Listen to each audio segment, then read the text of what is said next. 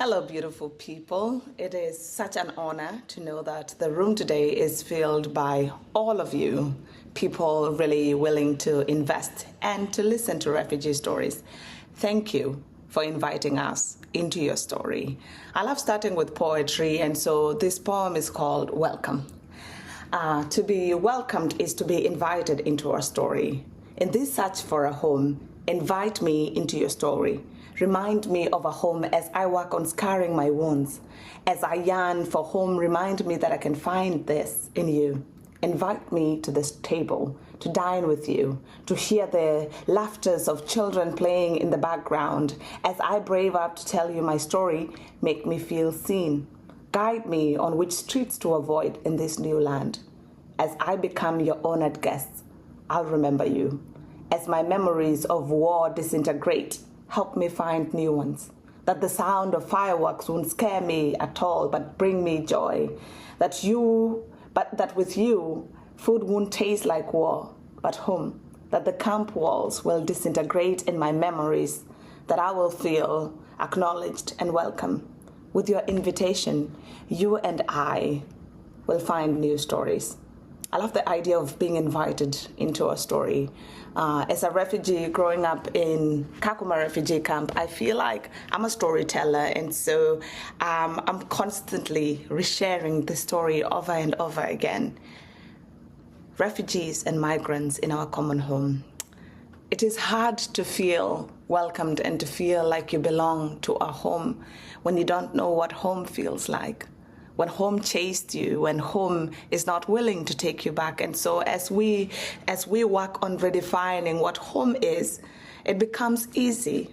If you as an educator, if you as a company, if you as a private institution really sees me, acknowledge me, and invite me into that table to be able to cook that crumpet with you, to be able to sit down and cut onions and really be together in the process of making home. Chimamanda talks about the dangers of a single story. And in the dangers of a single story, it is hard to know that which we don't understand. To be able to welcome refugees into our home means to first understand who refugees are. To really immerse yourself into understanding the journey, and to also acknowledge that it is not a one-size-fits-all. It's not a monolith of refugees, that we do come from very many diverse, different groups. And to feel welcome, to feel invited means you knocking at my door and offering me a pie, or really welcoming me into your classroom and really understanding that for me to be able to speak in English means that my brain has to interpret the same thing in 7 other languages, because my entire life I have been assimilating. And I've been trying to feel welcomed, to feel acknowledged, to feel seen. I know I'm repeating these words because to be welcomed into our home means to be invited into a space, into a story. My entire life growing up in Kakuma Refugee Camp, I was fighting to disintegrate the camp walls, to see and to dream of a life beyond the camp walls. But it is hard to dream of a life beyond the camp walls when you don't even know what that life looks like, or what that life is going to feel like.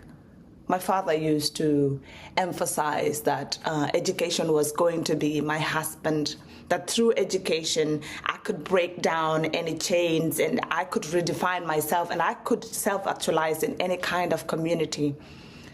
It is hard to see that when there are dead ends, when there are extra layers of uncertainties that we do have to experience as refugees. Pope Francis does welcome us to really move away from reflection into action. And all of you in this room today have something to play, or have a role to play in this.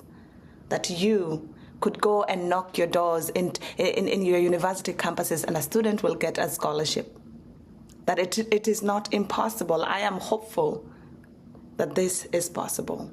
That if we all go back into our homes, into our campuses, and really sit down and welcome refugees into our table for that process of collaboration, of co-creation. It's not just ticking a box that a refugee was right there in the room with us, but really welcoming the refugee to make those policies together. Help us by inviting us into your story and by helping us cook that meal together.